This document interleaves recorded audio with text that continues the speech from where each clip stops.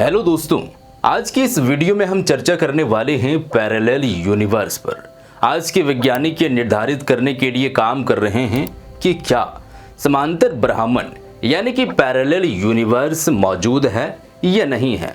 वो ब्रह्मांड को बचाने वाले परमाणुओं के गुड रहस्यों को भी समझने की कोशिश कर रहे हैं। दोस्तों, पैरेलल यूनिवर्स का मतलब क्या होता है, समांतर ब्रह्मांड या पैरेलल यूनिवर्स आखिर में है क्या दोस्तों, इसके बारे में हम इस वीडियो में बात करेंगे।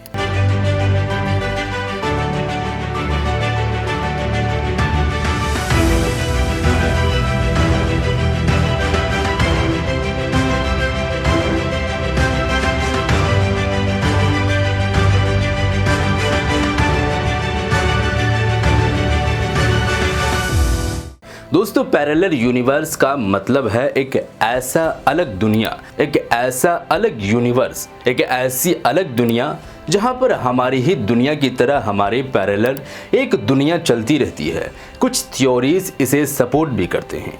1954 में प्रिंसटन विश्वविद्यालय के डॉक्टरेट आवेदन ह्यू एवरेट थ्री ने प्रस्तावित किया था कि समांतर ब्रह्मांड यानी कि पैरेलल यूनिवर्स पाए जाते हैं जो बिल्कुल हमारे ब्रह्मांड के बराबर है।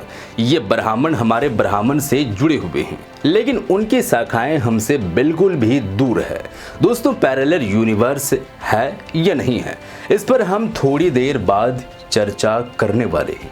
उससे पहले हम आपको एक अजीबोगरीब किस्सा सुनाएंगे दोस्तों, एक हैरत में डाल देने वाली कहानी जिसमें एक व्यक्ति किसी दूसरी दुनिया यानी कि पैरेलल यूनिवर्स से हमारी दुनिया में आ गया था। बात है सन 1954 की, जब एक व्यक्ति जापान के टोक्यो शहर में स्थित हैनेडा एयरपोर्ट पर उतरा। यह व्यक्ति अन्य यात्रियों की तरह ही अपने लगेज का वेट कर रहा था। कुछ समय के बाद उसका लगेज भी आया दोस्तों, और उसे वो ट्रॉली में लेकर एयरपोर्ट से बाहर भी जा रहा था।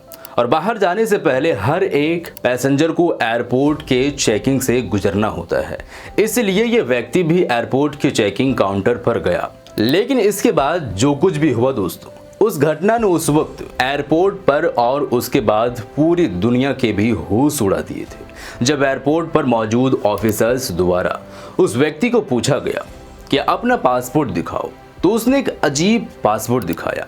ये था तो पासपोर्ट ही, लेकिन थोड़ा अलग था दोस्तों। उस व्यक्ति को पूछा गया कि आप कहां से हो, तब उसने कहा कि वो किसी टॉरेट नाम के देश से बिलोंग करता है। एयरपोर्ट पर मौजूद उस ऑफिसर्स टॉरेट नाम के देश का कभी नाम भी नहीं सुना था। लेकिन दोस्तों, फिर भी दुनिया में बहुत सारे छोटे बड़े देश होते हैं, इसलिए इस नाम के देश को चेक करने के लिए एयरपोर्ट ऑफिसर्स ने दुनिया का नक्शा खंगाला, लेकिन फिर भी उसे ऐसा कोई भी देश नहीं मिला। जब पासपोर्ट पर देखा गया तो पासपोर्ट भी उसी देश के नाम से इशू हुआ था, पर फिर भी क्यों पूरी पृथ्वी पर ऐसा कोई देश मौजूद भी नहीं है। और ये बात सोचकर फिर एयरपोर्ट ऑफिसर्स को उस शख्स पर शक हुआ। उसने उसे साइड किया, लेकिन उस रहस्यमय व्यक्ति का एक ही जवाब था कि वो उसी देश से बिलोंग करता है और ये अपने देश से जापान तीसरी बार विजिट करने के लिए आया हुआ है। दोस्तों, एयरपोर्ट ऑफिसर्स के लिए ये बहुत ही अजीबोगरीब और रहस्यमय घटना थी। उस व्यक्ति को वेटिंग रूम में बिठाया गया और कई और ऑफिसर्स वहां पर इकट्ठे हुए, और सभी लोगों ने जब इस रहस्यमय व्यक्ति का पासपोर्ट देखा तो देखने पर तो पासपोर्ट ओरिजिनल ही लग रहा था। पासपोर्ट के साथ कोई करामत की गई हो या कोई डुप्लीकेट पासपोर्ट हो, ऐसा कुछ मालूम भी नहीं हो रहा था। लेकिन हालांकि ये पासपोर्ट जिस देश से था और ये व्यक्ति जिस भी देश से था, वो देश इस दुनिया में बिल्कुल भी नहीं था। सभी लोग अजीबोगरीब लगने वाले इस किस्से की जांच पड़ताल में जुट गए।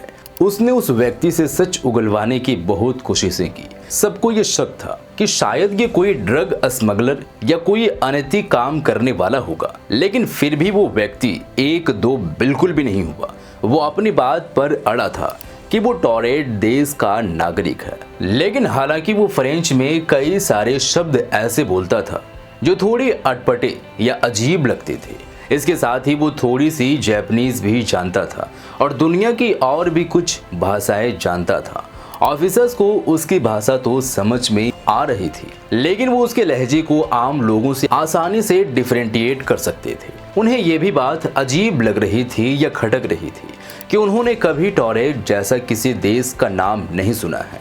थोड़ी देर बाद विचार करने के बाद उस व्यक्ति के सामने पूरी दुनिया का मैप रख दिया जाता है और उससे पूछा जाता है कि इस मैप में तुम्हारा देश कहाँ पर है, हमें बताओ जरा। और वर्ल्ड मैप देखते ही उसने एक झटके से उस वर्ल्ड मैप में एंडोरा नाम की जगह पर अपनी उंगली रख दी और पॉइंट आउट किया। आपको बता दें दोस्तों कि एंडोरा नाम की ये जगह स्पेन और फ्रांस की बॉर्डर पर स्थित है। उस व्यक्ति ने बताया कि उसका देश पिछले 1000 साल से भी ज्यादा हमारे इस पृथ्वी पर मौजूद है और वो इस बात को लेकर थोड़ा कंफ्यूज भी हुआ था कि आखिर उसका देश उसका पॉइंट आउट की हुई जगह पर क्यों नहीं है, उसका देश का नाम वहां पर क्यों नहीं है और टॉरेट कहे जाने वाले उसके देश के नाम के विस्तार में ये एंडोरा क्यों लिखा हुआ है। दोस्तों काफी समय तक एयरपोर्ट के ऑफिसर्स और इस शख्स के बीच बहुत लंबी बहस हुई, पर वो इस बात पर अड़ा था कि वो टॉरेट नाम के देश का व्यक्ति है और वहीं पर निवास करता है। जब ऑफिसर्स ने उस व्यक्ति को खंगाला तो उसके पास से दुनिया के कुछ देशों की थोड़ी बहुत करेंसी भी मुहैया हुई।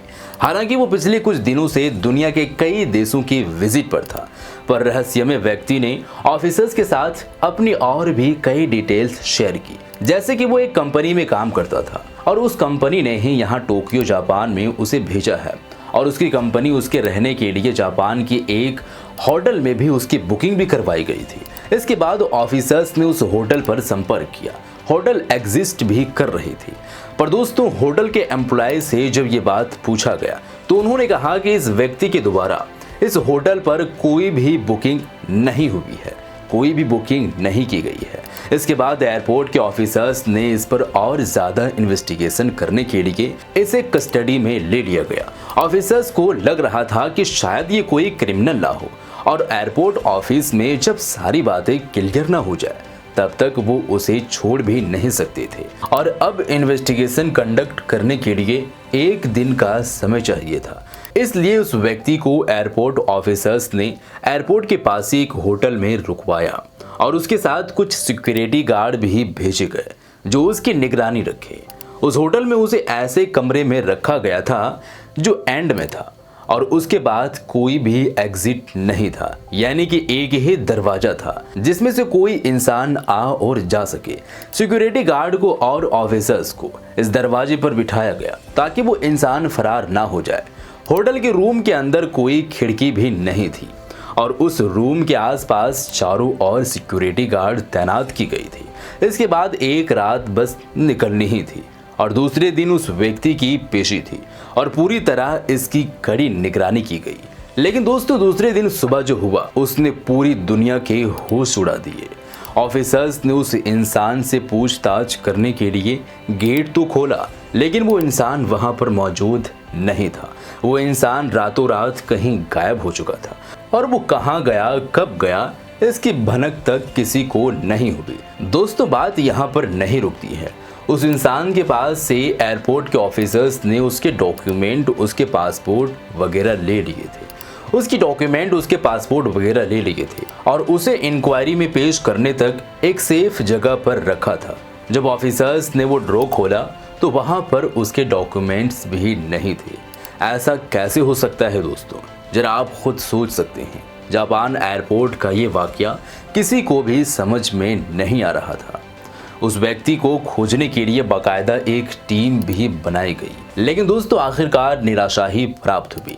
वो इंसान किसी को भी नहीं मिल पाया। एयरपोर्ट ऑफिसर्स को सबसे ज्यादा जो बात खाई जा रही थी वो ये थी कि आखिरकार उसके डॉक्यूमेंट के साथ वो इंसान गायब कैसे हो सकता है। जरा आप खुद सोच सकते हैं। होटल के उस कमरे के पार जाने के लिए एक ही रास्ता था और उसके बाहर भी चौकीदार खड़े थे, फिर भी वो इंसान गायब कैसे हो गया। दोस्तों इस घटना के बारे में कुछ लोगों का मानना है कि वो इंसान असल में था तो टॉरेट देश से ही, लेकिन हमारे ब्राह्मण का नहीं था, किसी और पैरेलल यूनिवर्स और डायमेंशन से था, जहां पर हूबहू हमारे ही यूनिवर्स के नियम लागू होते हैं। और पैरेलल यूनिवर्स का ये व्यक्ति सीधा जापान के एयरपोर्ट पर कैसे पहुंच गया, ये एक बड़ा ही रहस्य है। इसके अलावा एक और थ्योरी के अनुसार कुछ लोग ये भी कह सकते हैं, कुछ लोग ये भी मानते हैं कि वो इंसान एक समय यात्री था और किसी दूसरे टाइम से हमारे टाइम फ्रेम में आ गया था। अब इस रहस्यमय इंसान के पीछे की असली सच्चाई क्या है, ये तो आज तक कोई नहीं जान पाया है। लेकिन बहुत से लोग ऐसे भी हैं जो इस पूरी की पूरी घटना को एक अफवाह यानी एक ब्लफ मानते हैं, और उन लोगों के अनुसार पैरेलल यूनिवर्स या टाइम ट्रेवल पूरी तरह से बोगस और बेकार बातें हैं। अब दोस्तों, आप इस घटना को या इस इंसान को किस तरीके से देखते हैं, आपकी राय हमें कमेंट बॉक्स में जरूर दें। मिलते हैं एक और शानदार वीडियो के साथ।